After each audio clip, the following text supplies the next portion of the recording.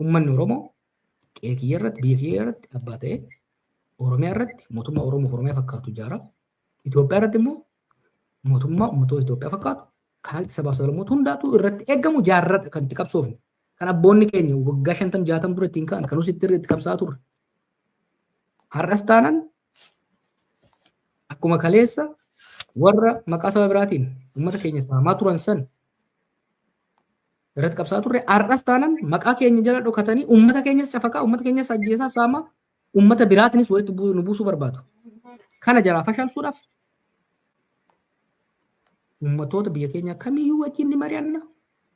Kamiyyuu wajjin biyya teenya nagaa fiduu irratti, biyya teenya faca'uu irraa hambisuu irratti, dantaa saba keenyaatiif dantaa sabaaf sablammoota wal simsiifne sirna dimokiraatawaa federaalawaa biyya sanitti ijaaruu irratti yaada keenyatti ejjennoo keenyatti waan saalfannu hin qabnu. Kun ejjennoo kaafaa'ooti. Kun ejjennoo kiyya har'aa miti. Kaafaa'oon waggaa 30 dura qabatee kan ka'e anis ergan siyaasatti seenee kan inni tarkaanfachiisaa jiru jechuudha. Kanaaf mariin achirratti godhamne marii imaammata keenyarraa, karoora keenyarraa, ejjennoo keenyarraa seentimeetira takka hin socho'in jechuudha. Dansa maal jedhanii kaasuu kallattii garaagaraatiin egaa kana namoonni hedduun gama mootummaatiin warri ajandaa seet godhan waan kallattii garaagaraatiin waan haasa'an qaban. Oromoodhuma keessaas namoonni dantaa seet Oromoo irratti si eegan yookiin immoo akka nama Oromoo keessaa bahee waa'ee Oromoo irratti waan guddaa dalagee tokkotti si kaasanii akka komiitti wantoonni kaasan baay'eetu jiru. Isaan keessaa tokko diina waloo qaban malee ajandaa waloo hin qabanii kan jedhanidha achirratti kan kaasan. Diinni waloo keenya Abiyyi jedhanii walitti dhufan malee otoo Abiyyi irraayyuu ka'ee wanti amma qaamolee walitti dhufan kuni akka bishaaniif zayitii waan walitti makamuu hin dandeenyedha yaadni isaanii. Gareen tokko garee daangaa bal'ifachuudhaaf deemu, gareen tokko garee walqixxummaadhaaf deemu, gareen tokko immoo garee sirna mootummaa yookiin immoo heera mootummaa biyyattii sanii fudhatee wajjin deemuu danda'u, gareen tokko immoo nan tasaasa jedhee garee qabsaa'udha. Gareen kuni walitti dhufee haasa'uudhaaf ajandaan isaanii diinni keenya Abiyyi kan jedhu malee waan waloo qabaataniitii miti. Otoo Abiyyi aangoo sanarraa ka'ee jara kanatti yookiin immoo garee kanatti wanti darbu jiraate wal waraansaa fi jeequmsa guddaatu kana caalayyuu jedhanii kaasu.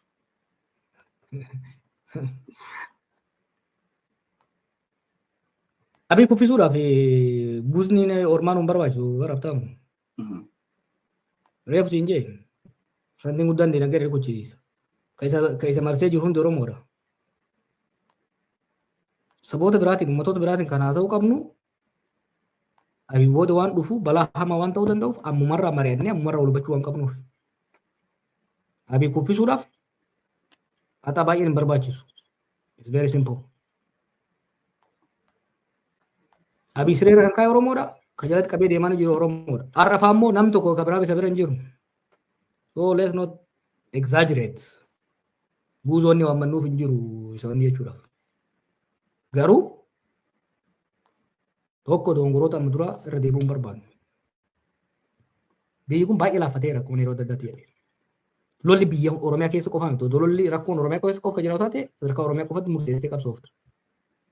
Rakkoon biyyattii kaabaa kibba bahaa dhiyaa naannoo hunda keessa jira. Oromoon immoo dirqama dachaa qaba. Tokko maqaa isaatiin biyyi badaa kan jiru. Lammaffaa Oromoo fi Oromiyaan immoo badaa jiru. Oromiyaas Oromoos baraaru, biyyas baraaru, maqaa fi baraaruun dirqama dachaa qaba jechuudha Oromoo.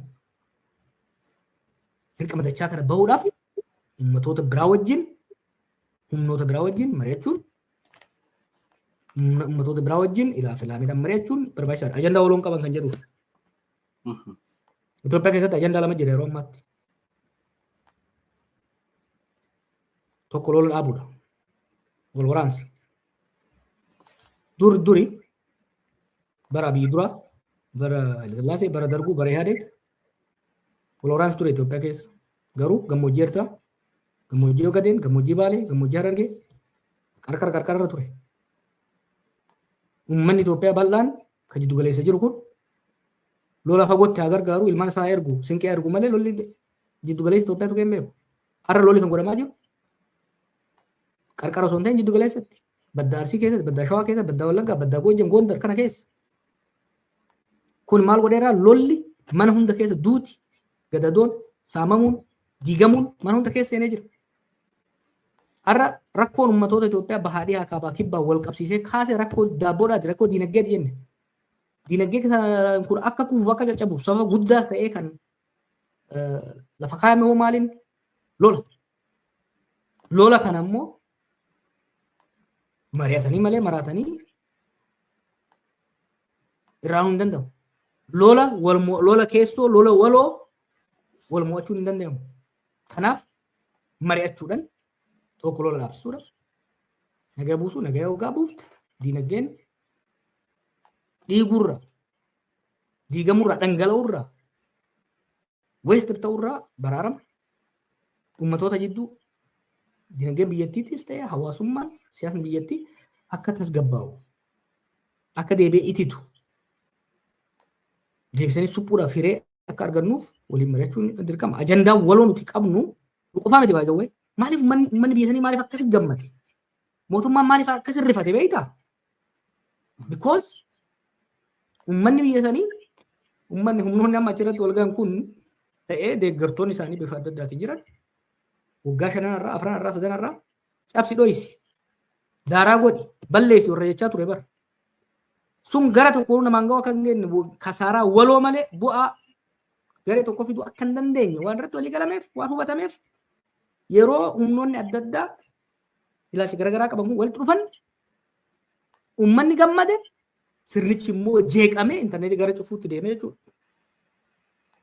Kanaaf karaa sirriidha. Baay'ee san qofaa miti marii godhaa jira duuba. Wallifnee waan televiizyinaan godhamu sun uummata keenyatti akeekuudhaaf. Kun waa'ee abii kuffisuu miti. Kun that's not our biggest sponsor. Concerning keenya guddaan kuma kuffisuu bargoonee agarree jirra. It's not complicated for us. Sambooda gaafii nama jiru maali? Baatii jaha dura gaafiin ture abii socho'uu hin danda'u jennu bakka tokkoon socho'u maal ture amma san gaafiin ce'ee jira gaafichi maal jedha sambooda hoo maaltu nuu dhalataa isa kuffiftanii wal fixxanii miti gaafiin jiru afaan waliin fixnu osoo hin ta'in akka waliin fixne akka waliin balleessine har'umaa walii galuu qabnaa jechuudha. Walii galtee immoo waliigaltee televizyinaa qofaa miti televizyinii simboolikalii uummata keenya tamilee gochuudhaaf ergaa dabarsuudhaaf malee marii babal'aa firaakchar bifa ta'een godhaa jirraa jechuudha. Kun immoo akka hoogganaatti dirqama. Kana bara silaa osoo beekanii jarri fadhii doran godha jirtu they should have been doing this. Carraa kanaa balleessanii carraa dhumaa 2022 eega balaa san hunda buusan booda mariin biyyoolessaa humnoota hunda hirmaachisee godhamuu osoo qabu marii abiyyiif abii qofa mari'atanitti hir'isan. Walwaraansa Oromiyaa keessaa ka Amaaraa keessaa ka Tigraay dhaabaa jennaan shiratatanii fashalsanii kan deeman. Kanaaf waggaa 3 duraa namni callisinaan jechaa ture bara. Mariin kun bara mootummaa jalatti akka godhan baay'ee xaarre maal jechuudha. Oromoo Amaarri akka waliin mari'atuuf ministeera nageenyaa jalatti gobinaal fi ambaasaadara DC jiru sirriitti beeka. Alamuu Simee beeka. Dooktar eenyu Luqati Biqilaan beeku. Ayyamaa biyyin Abiyyi booda seenee dhaabsise. Marii amma alatti godhaa jiru caasaan alatti sirna mootummaatiin alatti godhaa jiru kana gaaddisa mootummaa jalatti ministeera nageenyaa jalatti akka godhamu waggaa 3 xaarre. Ana kan bahin bar ijoollee obootiin araaraan galuu qabdu nagaan galuu qabdu jechaa turre. Araarri sun akka tasgabbaa'u adda durummaan irratti hojjetaa turre. Karaan sun Abiyyi jalatti nageenyi dhufuu akka hin dandeenye gaaddisa Abiyyi gubbaa taa'u jalatti nageenya akka hin dhufne waan jaalamurreef biyya keenyaa fi uummata keenya baraaruudhaaf jecha caasaan alatti godhaa jira. Marii kana immoo mormitoota qofa wajjin godhaa hin jirru gowwoominaaf. Humna waraanaa wajjin godhaa jirra. Caasaalee sirna keessa jiran wajjin hunda godhaa jirra jechuudha. Jeen ergaa achirratti dabarse akkuma agarteetti mariin kun marii farra Abiyyi qofa taanaan bu'aan qabu. Ani Abiyyitti guusaa si yaammadhu guusaa sin bawwan. I've done this gaafan dardaraa idaadoo wala duuzaati. Amma booda wanni an godhuu barbaadu bakki itti yaamanii jalaa awwaachuu danda'u bakki guuza itti yaamamuu fi guuzas dhaquu danda'u. Kana booda wal waraansi biyya keenya keessatti akka dhaabatu wal diiguun akka dhaabatu sirni dimokiraatawaa federaalawaa ta'e kan akka uummata an keessa dhaladhee itti qabsaa'ee fi sanii fi uummatoota sabni keenya wajjin jiraatu kan biraa wajjin haqa walii eenee ittiin bulchinu ijaaruu irratti guutas nan yaama guutas nan bara. Kuni guuza farra abiyyi jedhanii xiqqeessuuni abii guddisuudha rakkoo biyyattii xiqqeessan ilaaluudha. Rakkoon biyyattii guddoodha. Rakkoon biyyattii marii bal'aa uummata bal'aa mari'achuu furamaa eeyyata. Dansa gaafiidhuma amma sii kaase keessatti waan tokko kaastee turte tarii baakfaayirii guddaa qaba jedhanii yaada waan ta'eef irra deebi'ee sii kaasa gaafii kana. Abiyyi kanaan gootti fide Oromoodha. Dhugaadha. Kun dhiiga qeerroo kumaatamaan lakkaa'amanii akka ta'e addunyaatu beeka. Garuu ammas Abiyyaan gurratti eegaa kan jiru Oromoodha jechi jedhu fayyadamte. Maal jechuudha obbo Jawaar? Gaafa Abiyyi kanaan gootti fide Oromoodha jennu walii galla. Kan Abiyyaan gurratti tiksaa jiru Oromoodha gaafa jettu maal jechuu keeti? Abiyyi Oromoodha aangoo qabateeti. Amaaraan aangoo cimsate. Pretooriyaa biyyoota isaanii wal lolu immoo Oromoo jalatti dahoodha. Galate amma. Eenyu agartamee intarneet irrattis bakka adda addaattis kan isaa wacu. Fiizikalii kan isaa eegaa jirus kan isa baadhatee deemaa jirus Oromoo qofa. Amma barnu caalaa sabboonaa ta'uudhaaf wixxifataa jiraani. Akkuma sabboonummaan Oromoo xiqqeessaa turee je'ee nu salphisaan turenitti har'a Oromummaa leellisuu barbaada. Oromoo jala dhokachuu barbaade as.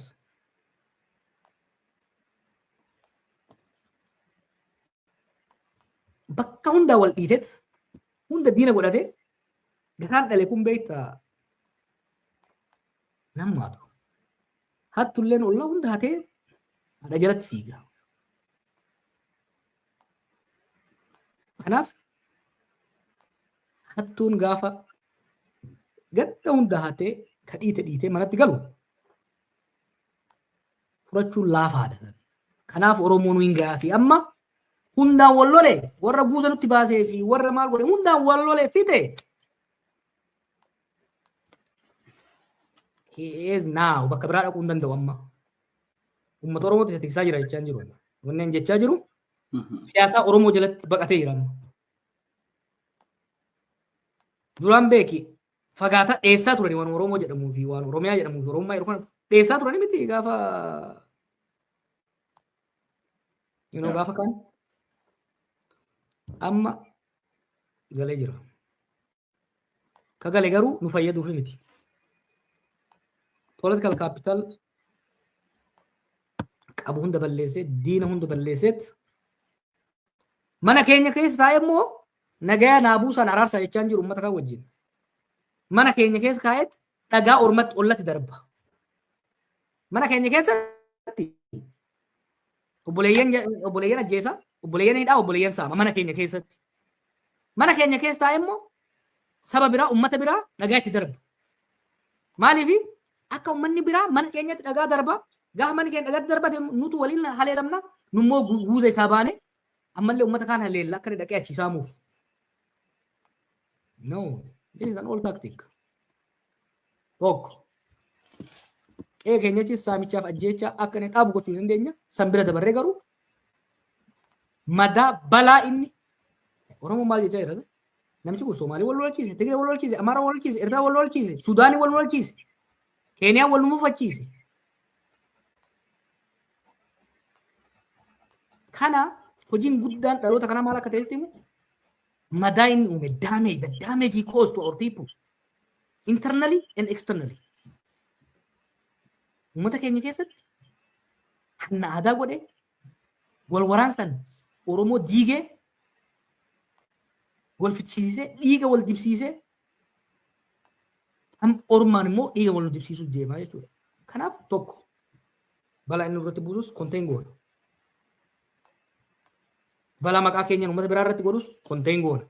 San bira dabarree immoo balaa inni hagamma uume kana diigomsa inni hagamma uume kana deebifnee biyya ijaaruudhaaf uummata ijaaruudhaaf balaan biraa akka dhufne balaan hagamma bu'e immoo miidhaan hagammaa bu'e diigumsi hagammaa dhufe bu'e deebi'ee akka ijaaramuuf cabiinsi hagammaa uumame akka wal'aanamuuf Oromoo wal jidduuttis mariin godhamuu qaba.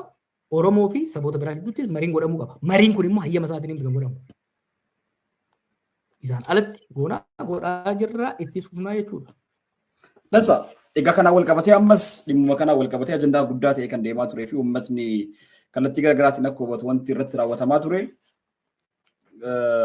Jeneraaloota hanga kaabineewwan gurguddoo yookiin immoo sadarkaa ministeerotaatti wantoonni marii kallattii garaagaraatiin irratti taasifamaa turan tokko suni gadi bu'ee hanga aanaatti kaadiree aanaatii fi godinaatti illee akka irratti maratamu godhaati lama kan jiru tarii yoo quba qabaattee hin beeku warra kaabaa waliin ta'anii norkutuudhaaf deeman yookiin immoo warra kaabaa ta'anii wajjin ta'anii mufattoonni keenya akkas jechi isaan fayyadaman sanitti mufattoonni keenya warra kaabaa waliin ta'anii Eertiraan gamasii nutti dhaadatti Oromummaa jettee warri Tigraay gama tokkoon ilaalamanii jiru Geetaachoo fa'aa keessaa fudhannee jirra warri nagaa barbaadan dhufanii jiru warri nagaa hin barbaanne ammayyuu qawwee mirmirsaa jiru warri Amaaraa akkuma argitan kana guutumaan guututti nutti dhukaasa bananii waraanarra jiru rakkoo gaafii tokko qabataniiti miti aangoodhuma barbaadu mufattoonni keenya immoo jara wajjin ta'anii aangoo qabachuudhaaf deemuu waan jedhudha kan deemaa jiru. Kan akkamitti ilaaltaa maal jechuudha hiikaan isaa?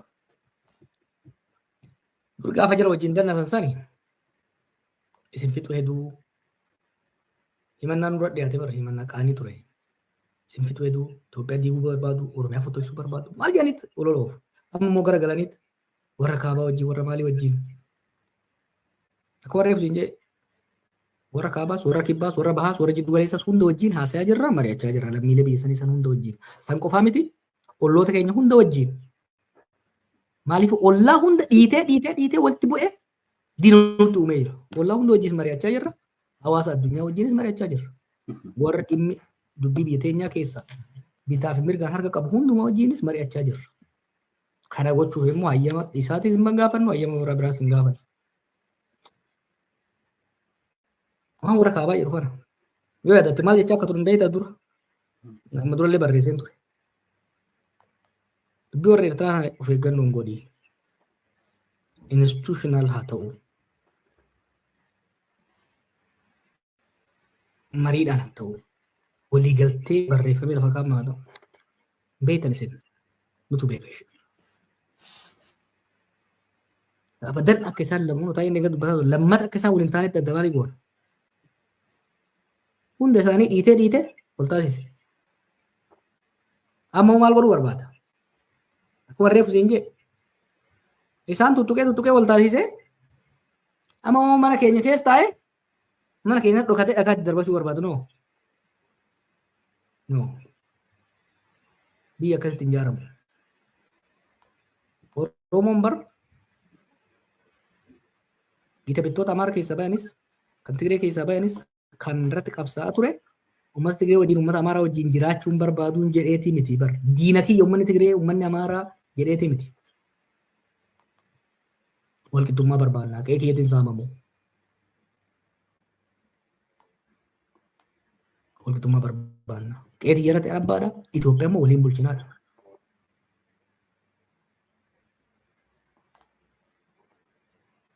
Inni kana bira dabree dura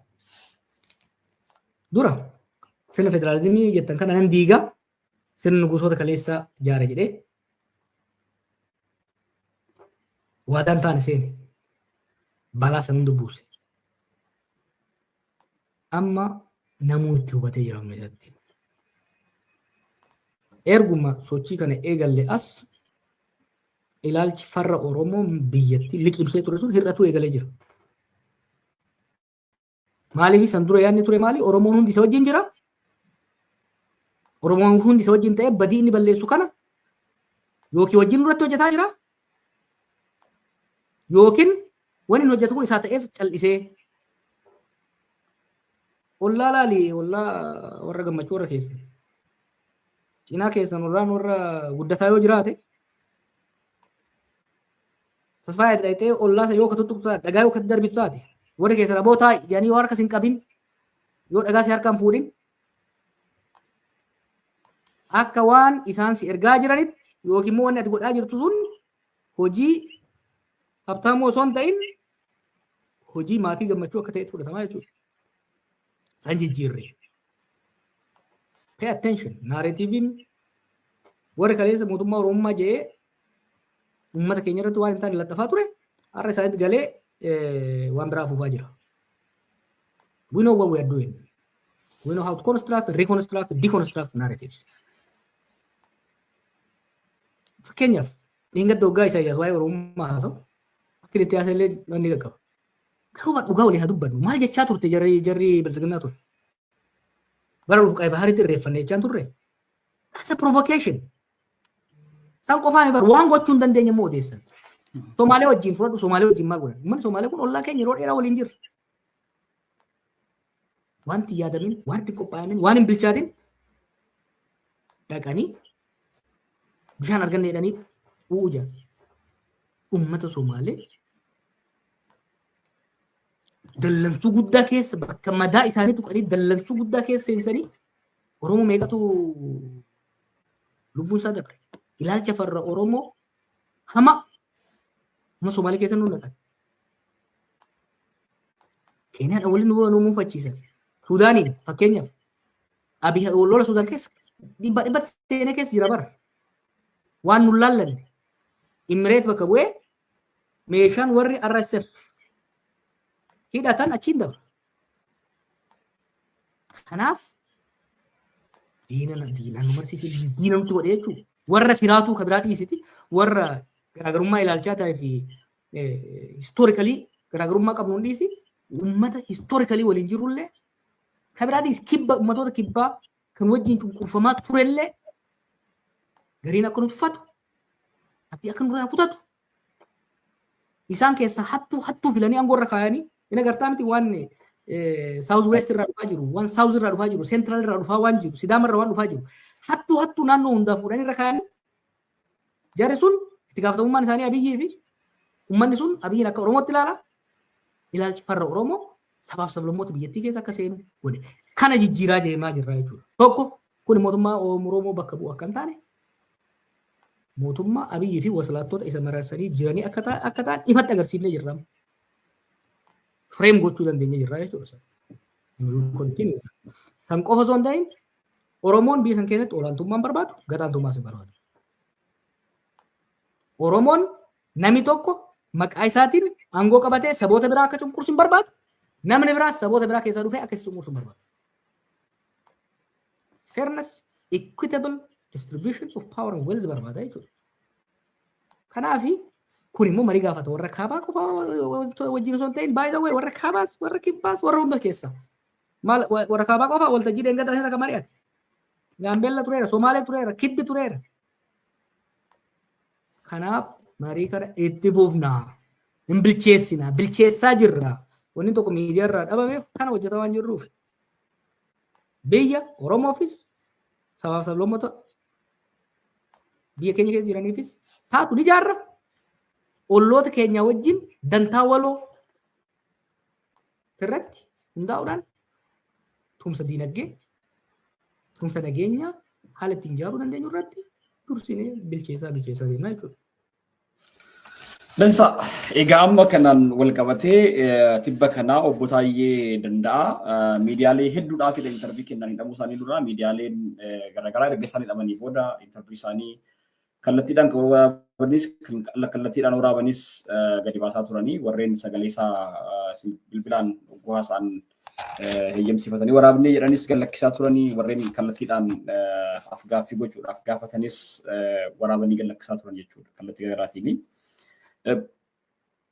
Yaada obbo Taayyee akkamitti ilaalte inni gaaffii natti ta'ee Taayyeen dhugaa jedhee waan jedhullee itti dabaltee kaaste. Akkamittidha ilaaltee Taayyeen dhugaa jedhe gaafa jettus maal jechuudha? Mee achirratti kana.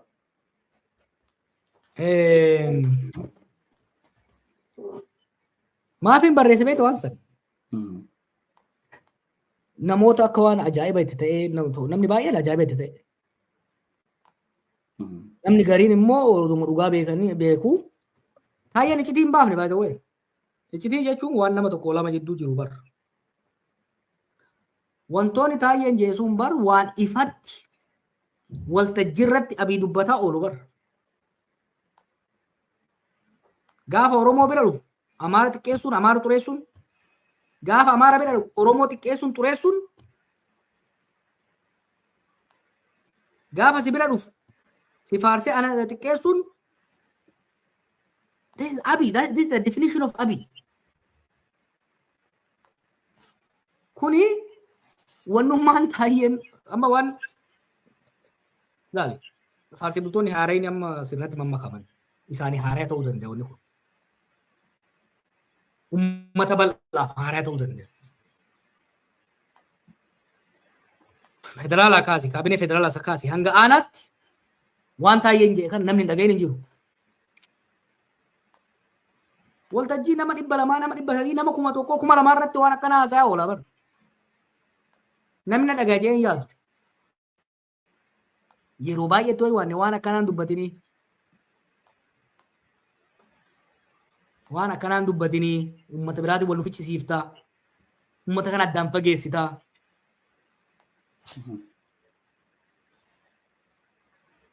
Gaafa dura waa'ee Minilikfaa faarsuu eegaluuf waa'ee federaalizimii kana diiguun haasa'u. Lubbuun jiru hogganoonni Oromoo akka jiranitti gaafiin ka'ee irratti mari'ate. Natti inni yaada akkasii kan qabne garuu jara warra kaabaa kana jara warra Amaaraa kana afaaniin sossobaa aangoo Oromoo cimsuun barbaadaa jira. Guyyama san eliitii Amaaraa walitti qabee immoo gadaa Oromiyaa maal jechaa jara kana yeroo sossobna warra Oromoo zaranyochi Oromoo kana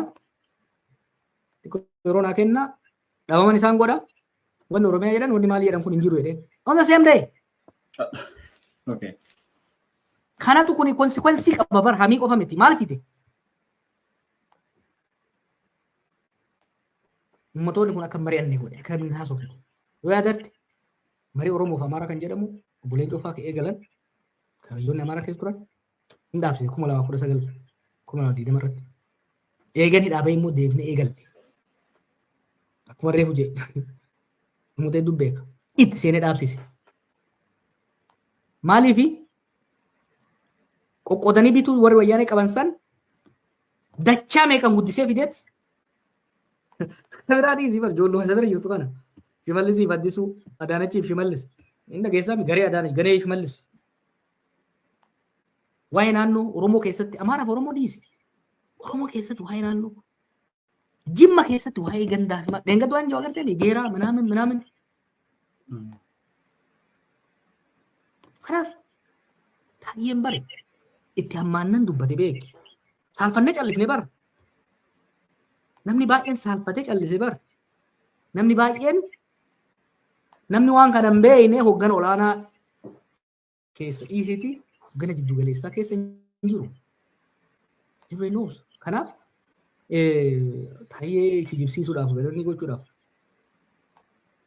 wanni godhamu sirrii miti. Taayee wajjin waan kanarratti wal mormaa turre taayeen dura akkamitti ilaalaa turan beekta waan abii kana tooftaa siyaasaa itti fakkaataa ture. Siyaasaan shiraaf sharrii malee hin taatu waan jiru kan isaan amansiise booda yookaan konsekwensiin isaa warra akka taayee qofa miti nama baay'ee dabar noota baay'ee jeneraaloota keessa ministeerota keessa nama hagoo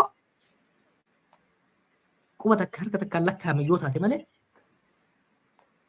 namni waan gurbaan kun hojjetaa jirutti hin qaanuuf ilaalcha taayee kana namni mormu ani oppositionidha duris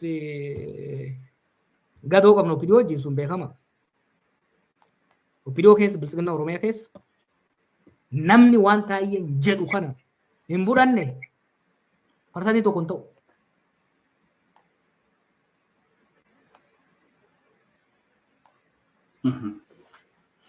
Kanaaf taayeen dhugaa jedhee asirratti hirmaadha jedheedha deebiin kee. Egaa walumaa galatti gara ajandaa ijoo ta'ee wanti deemaa ture tokko keessattuu warreen Amaaraa politikanyoonni Amaaraa warreen siyaasa Amaaraa gaggeessanii ispeeshaalii warri miidiyaa irra jiranii yeroo waraana kaabaa sanas warreen fuuldura ba'anii waraanni akka gaggeeffamu uummanni Tigraay lafarraa badoo akka qabu sirriitti labsaa turanii yeroo hayyoonni Oromoo waan kana mormaa turan yeroo kallattii garaagaraatiin wanti sun akka sirrii hin taane namoonni keenya sirriitti dubbachaa turan lakkii baduu qabanii keessattuu uummanni sun araara barbaadallee hojjete ablee ittiin raafuu muratu malee waan biraa akkasaatti dhiisuu hin qabnu qawwee hunda irraa hiiknitidha.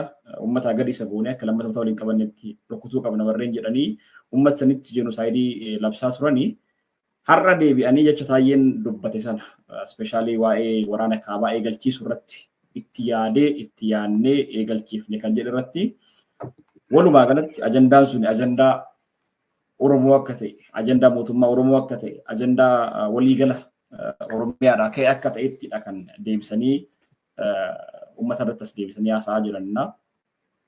Baakfaayirii jecha sana akkamitti ilaaltaa? Wal waraansa kaabatti eegaluu fi eegalamuu sanatti irratti kitaaba keetti irratti waan baay'ee barreessitee argeera kan duraa asofnee jirra. Jecha Taayyee akkamitti ilaalta baakfaayirii isaa hoo? Taayyeen bar waan Abiy jedhe. Bilisummaa Oromiyaatu jedhe hin jenne mootummaatu jedhe hin jenne Abiy jedheedha. Kana namni beekuu danda'u qaba. Abiy immoo jedheera kana bakka adda addaatti jedheera. By the way, Abiy beera uummata Amaaraa itti taphatee bara. He used, abused, destroyed them and left them. Oromoon Amaara irraa waa baay'ee barachuu danda'u qaba. Yaadatta gaafa warra kaabaa finnee Oromiyaa kanatti deemnee jechaa turan san. Abiyyitu akka isaanii jechaa ture bara. Wayyaaneen maddi rakkoo gaaffii sabummaa biyya kanaa wayyaaneedha.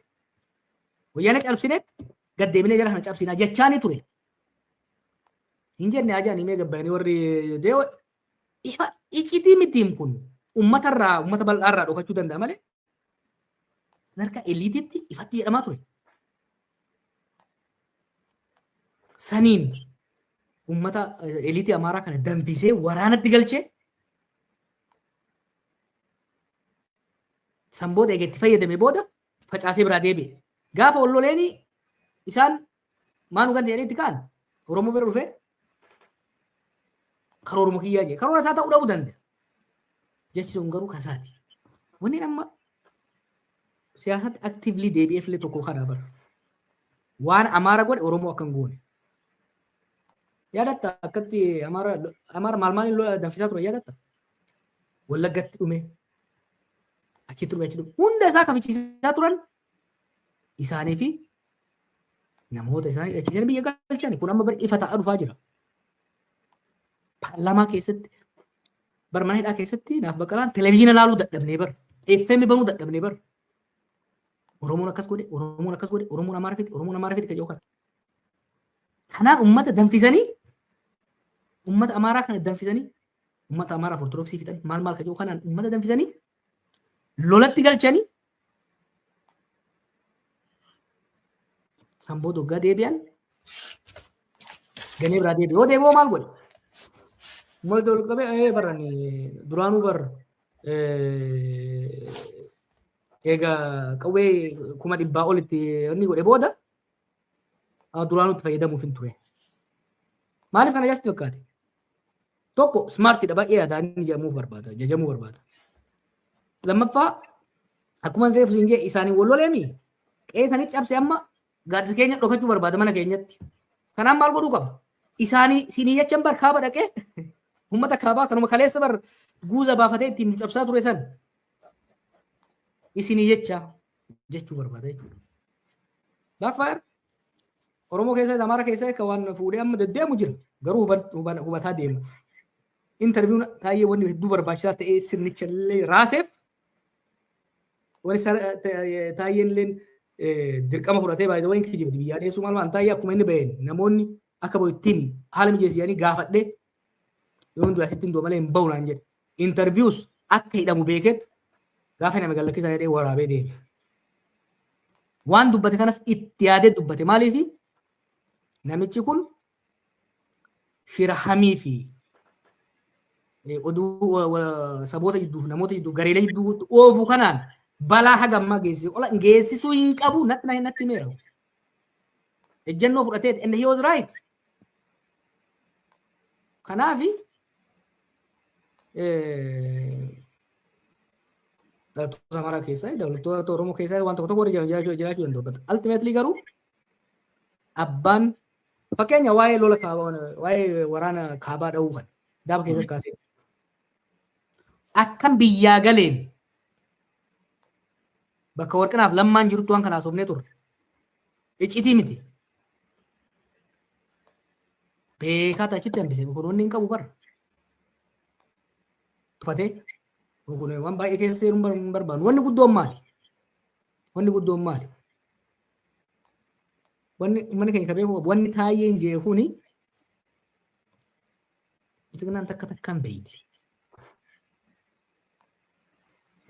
Amma bara Taayyeen waan inni waa'ee Amaaraa dubbate waan isatti hime waa fi dhage himeemi. Taayyeen Amaaraa immoo bara fallasanii waa'ee Oromoo nastii waan ta'e waan namni saba kanarraa dhalate dhiisiiti. Lammiin biyya sanii waa'ee Oromoo dubbachuu hin qabne.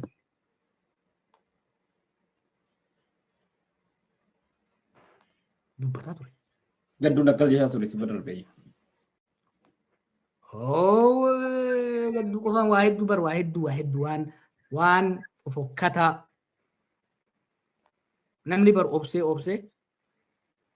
warri naannoo san ture warri 2018 hanga 2020 koree jiddu galeessaatirra ministirummaa keessa turan gaafa tokko yoo dubbatan gurra qabatta. Namoota jidduutti gareela jidduutti Oromoo Amaara jidduutti miti. Oromoo jidduutti amma gadduun kaasee waa'ee ilaalcha farra wallaggaa kun barra iccitii miti. Ifatti dubbatu ture ifatti. Anaan sijjeesaa warri kun gaafa nan dhagaye. Sanuu barra burraayyuutti namni loqoda wallaggaa qabu tokko tokkoon guuramaa hidhamaa jeefamaan turre. Ifa ba'ee miidiyaa irratti an wallagga waan dhaqee nana jeesan hin jenne.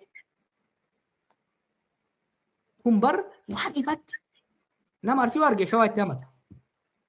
Nama Shawaa arge Harargee itti hamata. Si ajjeesan si balleessan maal si godhan? Intaleensiin qaba siin jedhamu. Intaleensiin qaba bar maqaan dha'u gaasi bira waan jiruuf tokko amma nu bira taa'aa ture namni lama. Gaafa waa wallaggaa natti. Bar yaalii meeqa sirratti fashalsine.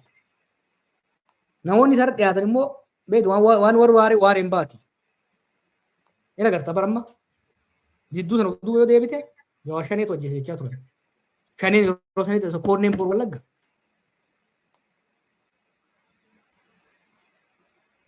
Kanaafi wanni kun waan baay'ee gabbuusta naannoo irraa immoo gabbuuftetti naannoo keessatti immoo gosaaf balbalatti. Shaashamanneetti baraarra. Siyaasa maalii fi maaliif balbalaaf gosatti godhamaa jira. Harargee keessatti gadi buusanitti sadarkaa gosaaf balbalatti walitti buusaa jiran. Waan amma dheengadde beekna geeraa fi maali jiruun wal qoqqooda. Hoogganaa biyyaa irraa sadarkaa sanitti waan guyyaa mara godhaa jiru. Kanaaf Taayyeen galateeffatamuu qaba. Namni akka Taayyee qabsoo kana keessa ture. Sirna kanaafis agas qabsaa'e namicha kanaafis agas qabsaa'e itti hammaannaani malee waan kana hin baasu jechuudha. Dansa egaa waa'ee waraana kanaan wal qabatee namoonni baay'een kitaaba kee akka wantooti kaasaniiti eemaa Jawaar Mohaammed akka ta'u jedhanii warreen haasa'an jiran. Maal jedhanii gaafa warri TPLF dhufanii gara Dabra Birhaanitti dhiyaatanii seenuudhaaf magaalaa seenuudhaaf immoo gara Finfinnee dhufuudhaaf gaafa isaan nagaafatanii hin dhufinaan jedheeni. Sababni kiyyas immoo jeneraalonni keessan waraanni kun yoo diigame jeneraalonni keessan dhufanii amma aangoo qabatu jeneraalonni biroo dhufanii aangoo qabachuudhaaf yeroo dheeraatti fudhata. Kanaafidha olaantummaadhuma duraan turetu ammas deebi'ee dhufa waraana keessatti kan jedhu sunuu rakkoo guddaa tokko fida waan ta'eef didee kan jedhu yaada kee kaastee kitaaba keessatti keessirta waan ta'eef sana kaasaniitidha.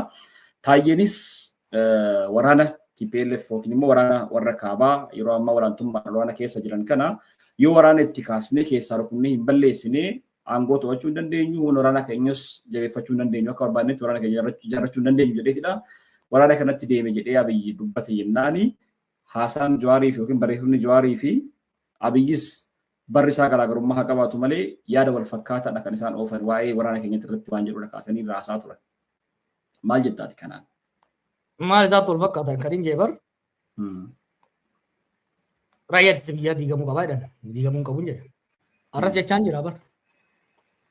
Waraanni bilisummaa Oromoo waraan raayyaa ittisa biyyaa amma jiru kan nan diigaa yoo jedhe noon jedha bara noo jedheera si bar. Maaliifi haa tolu haa badu waraanni amma jiru kun calaqqee biyyattiiti saba salamoota keessa jiru. Waraana kana diiguun tokkoffaa institutional memory waan baay'ee barreessu keessatti waan diiguu qaba. Lammaffaa loltuu tokko loltuu sadarkaa gadi irraa fuutee amma koloneela jeneraala geessuun baay'ee ulfaataadha. Waraana amma jiru kana diidee waraana saba tokkootiin yoo bakka buuftu taate waraana sabummaan wal madaale ijaaruun ulfaataadha. Kun waan ittiin qaanfadhuu miti ammallee irratti jedheen dubbadha bara. Waan gaafsan dubbadhee miti. Kana waajjira waraana kana keessa sabni kun haa badu miti noo. Waraanni Itoophiyaa dhaabbileen federaalaa Itoophiyaa kamiyyuu saba salamoota Itoophiyaa fakkaatu qabu. Biyyatti calaqqisiisuu qabu. Poolisiin federaalaa, biirokiraasiin federaalaa gubbaa hamma gadiitti saba salamee biyyattii fakkaatu qabu.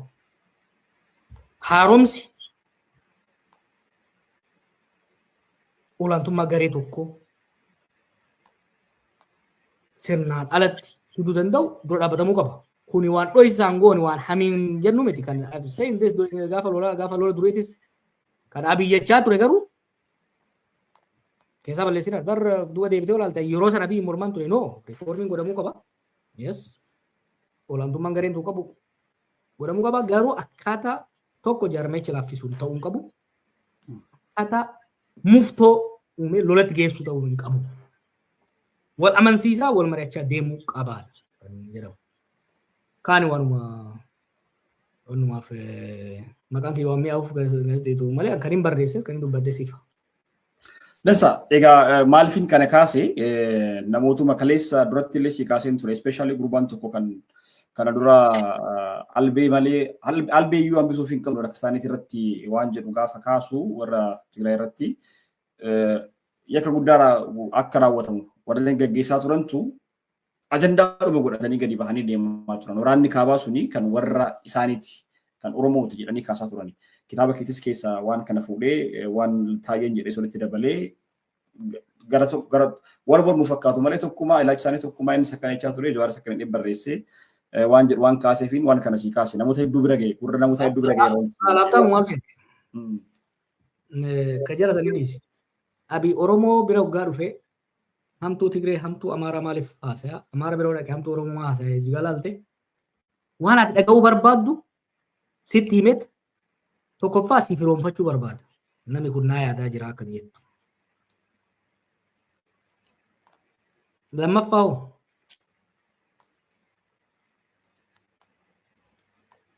hamtuu nama sanii sitti akkuma haasa'e immoo isatti illee haasaya san booda akka namni sii fi gareen lamaan suni addaan fagaataa deeman wal jibbaa deeman barbaada. Anaa fi jara Amaaraa lamaan tokko waan inni godhe sitti hima. Gaaf tokko gaafa isaa waliin dhiichisan san handaargaa yoo ta'e fi naamni zallaqa mana keessatti affeeree nyaanni haasofne. Yeroo beeki ani diina ta'ee isaan fira turan sanii kana dhaga'ee na qunname. Jaratti sana amantee akka sanuu wajjin nyaatta. Jara Amaaraa kanaaf diinni si caala hin jiru beeki si balleessu. Sumaaf hin jedhe keessattuu nyaata wajjin nyaatta naan jedhe. Naa yaadeeti amma yoo ilaalte wanni inni jedhu kun egaa waan uummata keessa illee jedhamuumi.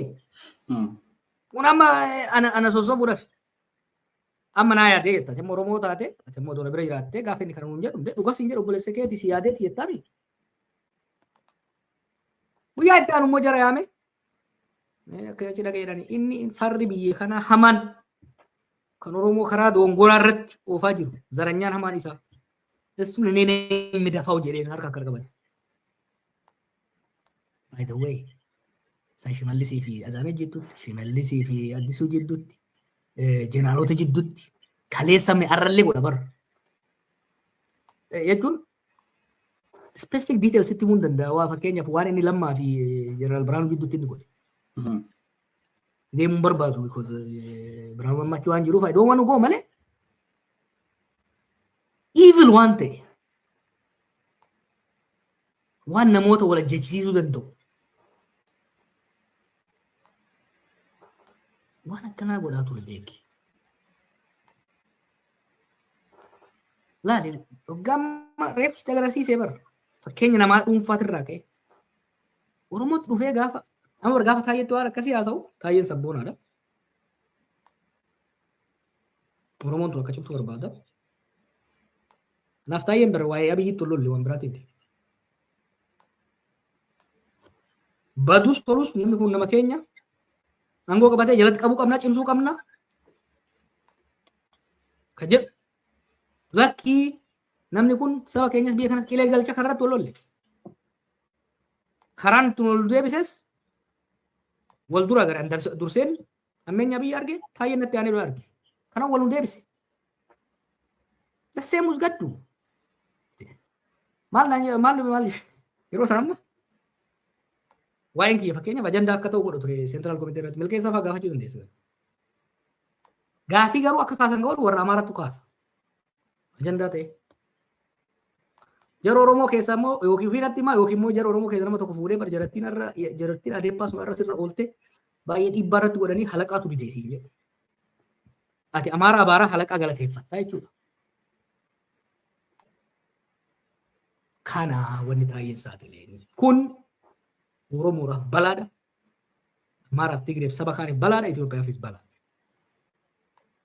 Dansa egaa mee amma haasaa muummichi ministeeraa tibba darbee qaamolee hawaasaa garaagaraa wajjin taasise irratti haa deemu. Dimshaashumatti haasaa isaa akkamitti ilaalte? Hakimoota hanga qaamolee miidiyaa garaagaraa gaggeessanitti namoota hedduu wajjin dhufee haasa'ee jira. Keessaatii gaafileewwan ijoo ta'an lama sadan tokko nan kaasaa. Garuu walumaa galatti mariitti dhufuun haasa'uun qaamolee kallattii garaagaraatiin qoqqoodee haasa'uun akka wantoota isaaniitti itti haasa'uun suni hiika maal qaba? Biyyattiidhaaf furmaata qabattee adda. Baay'ee gaarii ture qabsoodha. Qabsoodha baay'ee gaarii ture. Maaliif waan namni kun ta'e sadarkaa hubannoo isaa ilaalcha isaa piraayoritii isaa ifatti kan saaxile ture. Gaafiin barsiisaa, gaafiin ogeessa fayyaa, gaafiin uummataa maali? Saba birrii irra kasee mindaan akka malee nu hanqatee xiqqaatee daabboo, uffata, qoricha, bishaanii fi elektiriikii nu gayaan jirudha gaafiin. Kana gaafiin irraa ka'ee uummanni itti walitti qabame. Deebiin isaa garuu biyya ajaa'iba guddataa jirti. Ijaan barattanii ilaaltanii uummata arrabsuu, uummata xiqqeessuu. Waan inni godhe yeroo nyaata bultii qabaatte akka bultiitti yoo fudhanne bara deengaddaa jaartii ta'eetiif birrii 2,000 kennitaaf shunkurtiis nyaatas maalis ijoolleefis wanti gootee akka dandeessu. Baraas akkasuma kenniteefit garuu shunkurtiinis dinnichaanis soogiddiis sukkarris dachaa dabalee jira. Yaa abbaa warraa mashruufni ati naa kennaa jirtu kun nun geenye nagayaan jiru ijoollee daara baasuu hin dandeenye quubsee nyaachisuu hin dandeenye bushaan nyaachisaa jira gaaf jettuun hibdaa akka malee duroomaa deemaa jirraa. Durooma keenya ilaaluu yoo barbaadde ilaali. Ifaa achi ni biraarra barandaa'uuf ni biraarra karaarraa ibsu laalii. Mana keessaa ifaan qabdu bar qotaariin dhaadhaamee jira kafaluu dadhabdee. Lakki yoo siin jettu ati fadhii hojii abaara. Pirezenteeshiniin biyya akkas ture. Kun immoo qabsoodhaaf tumsa gaariidha. Deengadda waan tokko agarsiisan ture. Reefus kan tuqaa ture. Jijjiirama dhufuuf shoora guddaan diinagdeedha. Itti aansee wallaalummaa fi of tuulummaa abiyyi diidamuu qofa itti guutaa fi deemnama.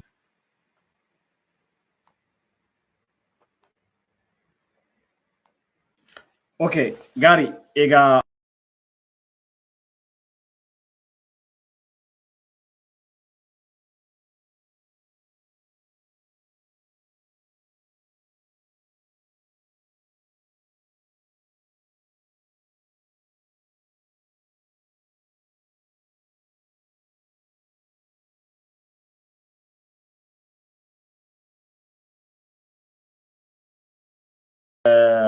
duris bara Hakimiin hin jirretti abbootii keenya dhagumaan jiraatanis jiraachuu baatanis waan fidanii waan jiru hunda fayyadamaa ture.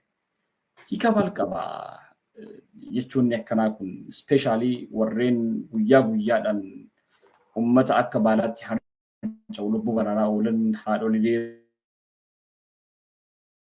da'umsa irratti edwaanii fi lubbuu bararaa oolan hakimoota gaafii akkasii qabaniif deebii akkasii kennuun isaa qabsicha gara moofaa hiika maalis qaba? Wallaalummaa fi tuulammaan waggaa walitti dabalamee dhufe nama jazbeessa beekta. Tokkoffaa namni biyya hoogganaa jiru tokko dhimma fayyaatii fi dhimma wayyeetu fayyaa irratti akkasitti xiqqeessee haasa'uun gaafa hakimoonni hin turrellee gaafa hakimoonni hin turre daataa tokko deeggarda kaa'ee hin ture. Daa'immoota kuma keessa kan dhala keessatti dhuman gatiin boodachi irratti agarsiisuu dandeessa. Daa'imman kuma keessa meeqa dhala irratti akka dhuman?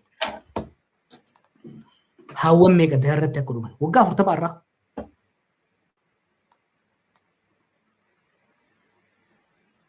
Har'a garuu sadarkaa xiqqoo danda'amee jira jechuun maali? Tajaajilli fayyaa ammayyaa, ogeessa ammayyaatii fi qoricha ammayyaa babal'achuu isaati.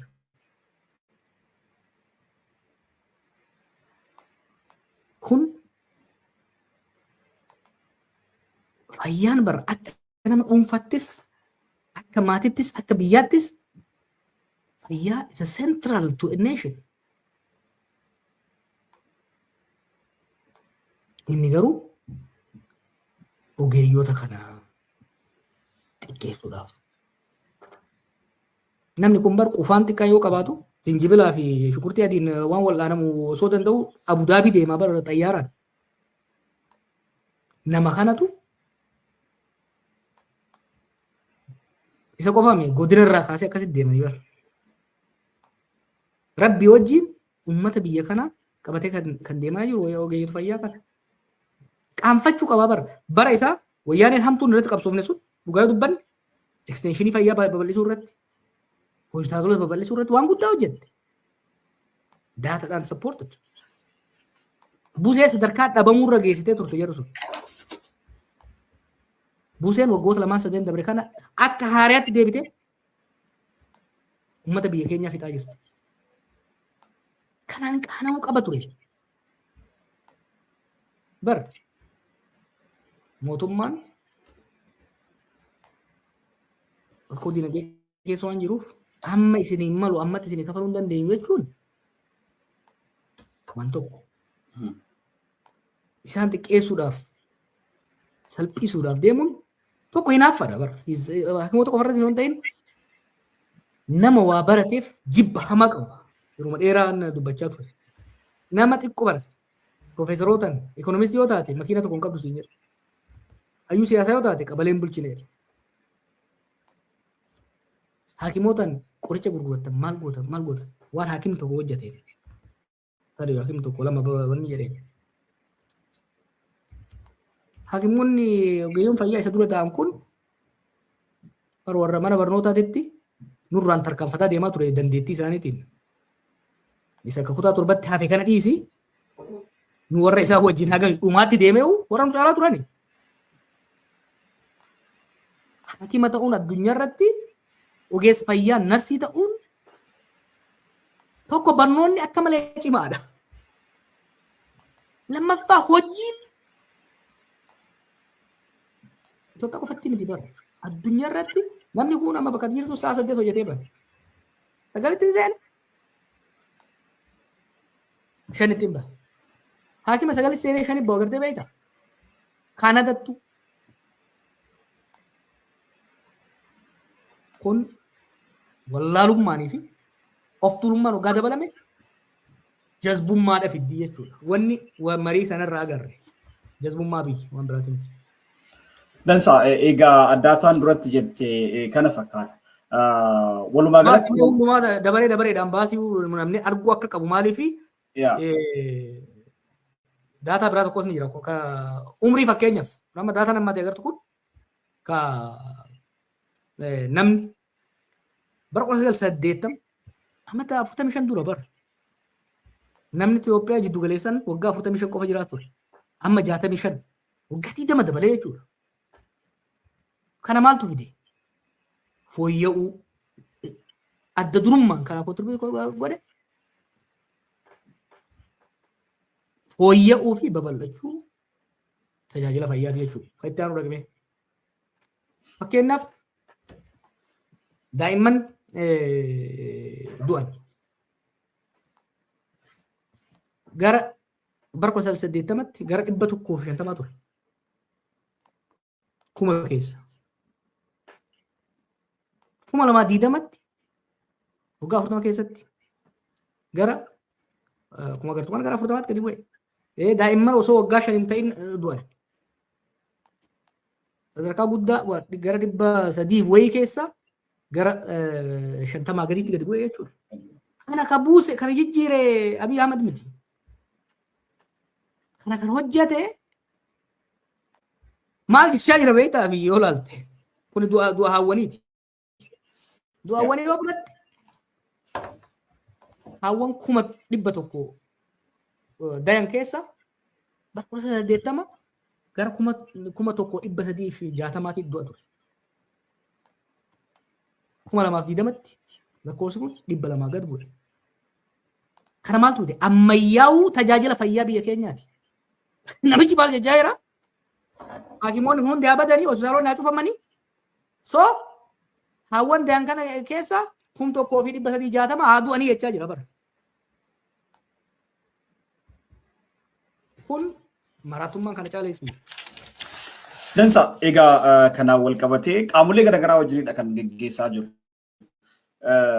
Mee gaafii doktoraa kanatti si deebisaa gaafii ijoo turellee waan ta'eef ammas namni kallattii garaagaraatiin doktoroonni hin deebine hanga ammaatti mana yaalaatti gara wal'aansaatti hin deebine tajaajila kennuutti hin deebine hospitaalonni mootummaa hedduun isaanii duwwaa jiran doktoroonni keessa jiranii narsiilee fi haakimoota siiniir ta'an muraasatu keessa jira isaan immoo humna danda'aniin uummata tajaajila jiranii du'aatiin guyyaadhaa gara guyyaatti deemaa jira nama wal'aansa dhabaaf du'uutu jira amma yeroo kanatti.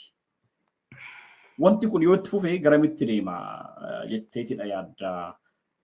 Du'aatiin uummataa hammeenyi kallattii garaagaraatiin qaala'insi jireenyaa jira. Mana yaalaa dhuunfaatti deemee yaalamuudhaaf namni tokko akkuma ta'e illee ta'u mana yaalaa mootummaatti gatiin isaa madaalawaa fakkaata. Gara dhuunfaatti garuu da'umsaaf qofa qarshii 100,000 hin gaafatamu uummanni. Da'umsaaf kallattii garaagaraatiin yogguu laallamu kuni garamitti nama geessa garamitti geessa biyyattii jettee yaadda. Wallaalummaa fi tulummaan ansiisoo sanaa bara.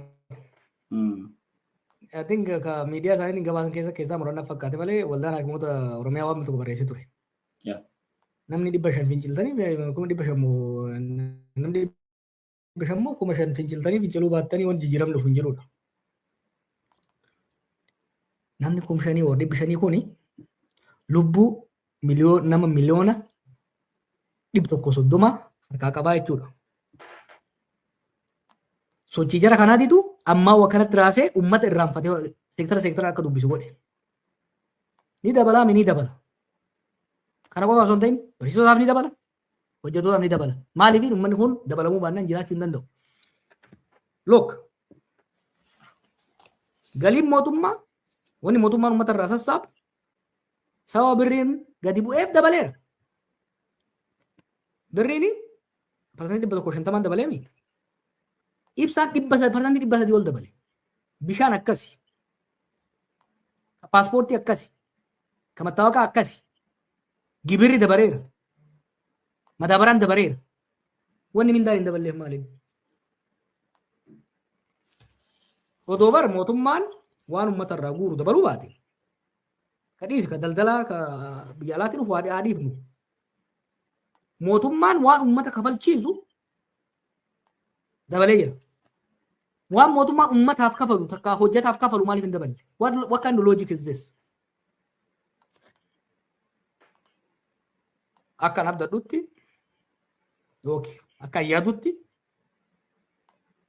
akka namni jiranii nan dabalchiisanii garuu jedhee dabaluu deemna fakkaata. Dabaluu baannaan garuu mark my word. Dabaluu baannaan Abiyyiitu hir'isama Itoophiyaa keessa. Baras dhufu kana keessatti takka min daddabalama takka Abiyyiitu hir'ata. Kun gaafii hin qabu. Maaliif kan mana yaalaa qofa miti. Mindaan baay'ee ka ogeeyyota fayyaa qofa osoo hin ta'in ka hundaatu dabalamuu qaba. It is necessary. Gabaasa agartee erta deengadda. Qaaloomina jireenyaatiin Afrikaan tokkoffaa. Qaaloomina kiraa manaatiin tokkoffaadha. Qaaloomina nyaataatiin tokkoffaadha.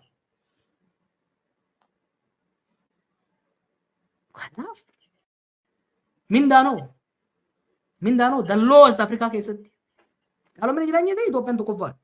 Mindaa hakimaatiin mindaa barsiisaatiin hunda caalaa gadaanaadha. What kind of logic is this? Hojjetaan Itoophiyaa barsiisaan hakimni Keeniyaan walqixa naa kafan jennee ni barra. GDP per capita kaa'u galiin jiddu galeessaan tokko argatu kan Keeniyaa akka Itoophiyaa irra dachaa lama ta'a. Fakkeenyaaf yookaan kan namni Keeniyaa tokko 100 yoo argate Itoophiyaa gara 55-60 fa'aa argata. Hojjetaan Itoophiyaa kan jechaa jiru Keeniyaan walqixa naa kenni osoo hin ta'in at least walakka Keeniyaa naa kenni kan jechaa jiru. Hakimoonni keenya bar Soomaaliyaa gad, Suudaanii gad biyyoota diigaman. Barsiisaan keenya akkas kafalamaaf. Maaliif beektaa? Iddoolaa bilisiginna waan jiru kana jira. BJ bar. Qarshii 10,000 bar. Haa ittiin dhuguu jarri kun. Qabeenya qisaasaa ummata hurkaa isaatiin waggaa 20 barate waggaa meeqa maal jechuudha piroofeesarri namni tokko piroofeesara ta'uudhaaf gara waggaa 40 itti fixe barnootaaf tajaajila. Waggaa 40 booda piroofeesarri yuunivarsiitii Wallaggaa barsiisu tokko qixxeessa inni fakkaate piroofeesar qixxeessa inni fakkaate hin maxxanse waggaa 37 booda mindaan isaa gadi hir'ate. Mindaan inni amma har'a qabu kaatiin waggaa 10 dura ti gadi. So this is just gaafii uummanni kaasaa jiru. Gaafii kana xiqqeessuudha deemnan jalamuudha. Abiy Ahmedii fi waadhan isa wajjin jiran mindaa dabaluu baannaan isaantu hir'ata. Kun waan hin oolle jechuudha. Dansaa obbo Jawaar ammas gaafiiwwan ijoo ta'anii fi tibba darbe kana siyaasa Itoophiyaa keessatti wantoota gurguddoo lama qabatanitti si dabarsa.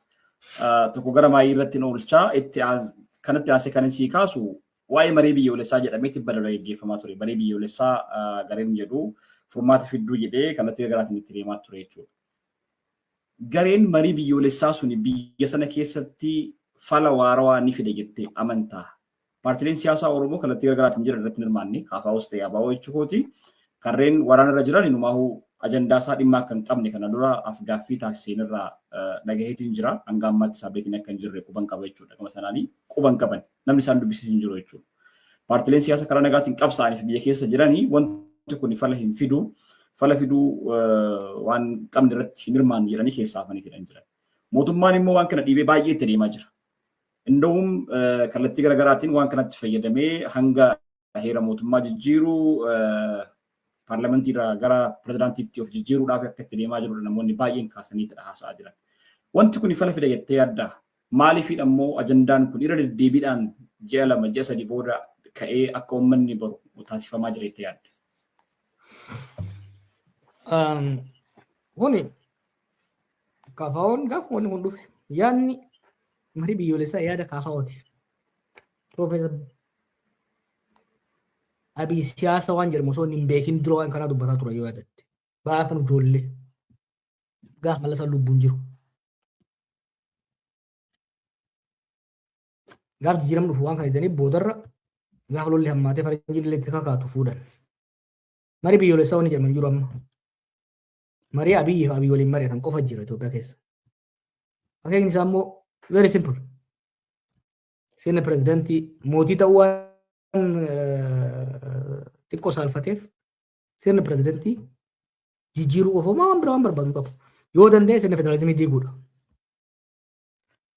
Sirna federaalizimii immoo akkasii goor biyyaa fi uummataa fi aangoo mataa nama tokko jalatti dhuunfatuu barbaadeet kan uumama shimallis fa'aa pirezidaantii jedhaman kan wajibbee bar maaliif pirezidaantii tokko fa'aa akka jiraatu barbaada pirezidaantiin naannoo irraa akka jiran hin barbaadu. Wanni jijjiiruu barbaada bulchaatti gadi jijjiiruu barbaada bulchaa godinaa jedhamaami warra naannoo kanas bulchaatti gadi jijjiiruu barbaada. As olii wanta. Kun waan biyya hin fayyadne keessatti hirmaannu sirriidha kun. Preconditionii sadii kaa'e kaafaa'uun gaafa dura ka'urra. Tokko. Seerris adeemsi komishiniin kun ittiin ijaaramu marii fi waliigaltee humnootaatiin haa ta'u. Lammaffaa lola dhaabbatee humnoonni hidhatan gara mariitti haa seenan. Sadaffaa ajandaa waliin haa bocan waan jedhudha. Kana hin fudhanne mariin bifa sanii hin jiru. San qofa osoo hin ta'in nama ol gahee warra paartilee wajjin godhame irratti kaafaa fi abaa fi warra biraa warra akkasii keessa jiran paartileen lubbuu qaban tokko illee hin jiru. Warra already kaabinee isaa keessa seene. Qofa jira kanaaf kun amma waan irratti waa'ee marii biyyoolessaa waan jedhu waan irratti haasofnu illee hin qabnu ajandaas waan ta'uu qaban natti fakkaata. Mariin biyyoolessaa ni goona gara fuulduraa goona. Kanaaf furmaata hin qabu wanti amma deemaa jiru kunidha gaafiin atis akkuma namoota kaawwanii sirriitti jala sarartee jechuudha. Shakkii malee. Dansa egaa paartilee siyaasaa mormituu wajjin tibba darbee kana haasaa inni taasise irratti akkuma agartee ispeeshaalii ajandaa guddaan inni godhee warreen hafan qeequudha kan irra deddeebi'ee haasaa ture jechuudha. Dhiigni danfee waan baay'ee jedhaatidha kan haasaa ture. Dhuftan gaariidha dhufuu baattan nuti waan dalagnu irraa nu dhaabdan waan barbaanne ni goona. Yaada nu caalus waan hin qabnee haftan yaada hin qabdanii kanaaf haftan malee otoo yaada qabaattanii dhuftanii yaada keessan jijjiirrachuu dandeessanii ammoo nuti hojjechaa jirra kan hojjennus isin dhuftanii haftaniidhaaf irratti wanti nu daangessu yookiin immoo wanti nu dabaltan wanti nu daangestanis hin jiru waan jirudha jala sararee kaasaa ture. Hiikaa maal qaba kana jechuun isaatiyyuu biyyadha kan gaggeessaa jiru paartileen kunniin paartilee uummata guddaa of duubaa qabanidha. Warreen hafan jechuu kooti. Kan akkamitti ilaalta? Abdii kutannaadha. Aariirraa akkasitti haasaya.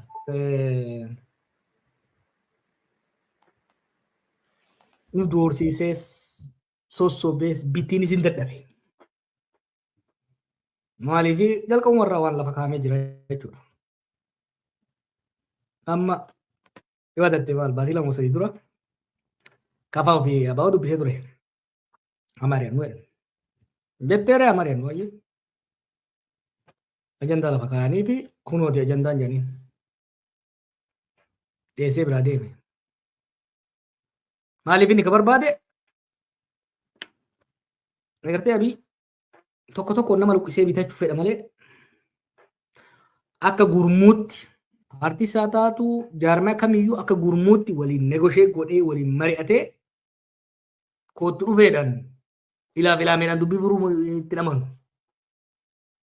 Kaan ajjeesee, kaan doorsisee, kaan bitee, kaan sossobee, kaan sobee inni barbaada. Ni dadhabee jechuudha. Paartileen qophiidha paartileen kun. Preconditionii waan naashinaal daayaloogis jennaan waan jiru tokko lama sadii guuti. Hirmaan guutuun barbaannitti dhiisan. Marii amma eeggadda jedhu kan marii akkam godhasitti fakkaata namni keenya akka beekuuf. Kabiraa dhiisii paartilee mormitoota keessaa nama hirmaatu isatu fila.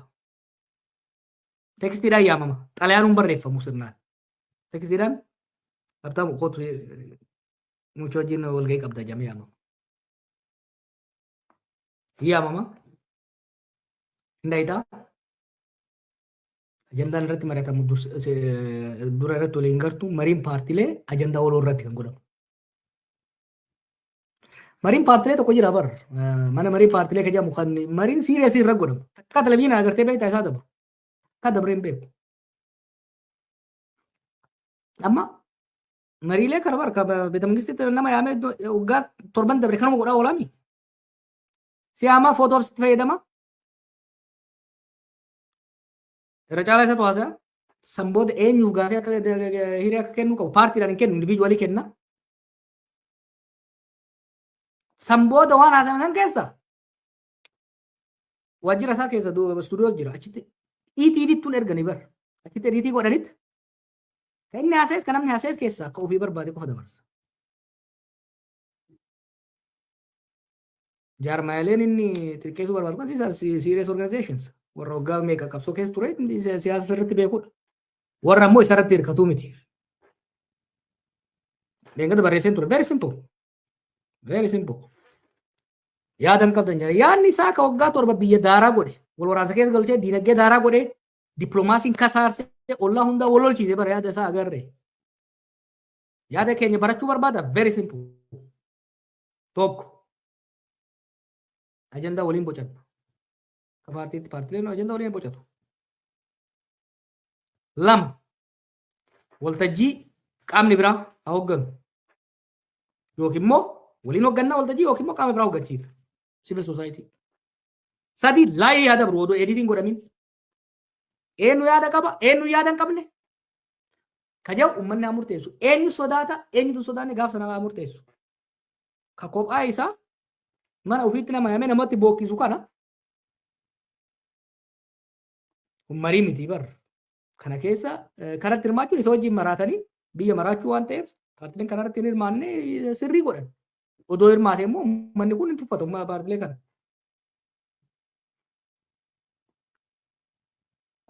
Dansaa egaa walumaa galatti wantoonni amma deemaa jiran wantoonni baay'een walirraa turee walitti deebine waan ta'eef ajandaawwan ijoo ta'an keessaa muraasa qofadha kanan irraa gaafiif deebii keenya keessatti kaasuu barbaade.